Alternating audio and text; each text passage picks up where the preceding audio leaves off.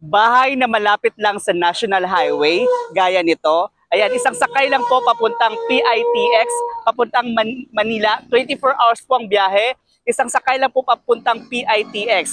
At yung hospital po, katabi niya lang po, harap na lang po, ayan po, ang Naik Doctors Hospital.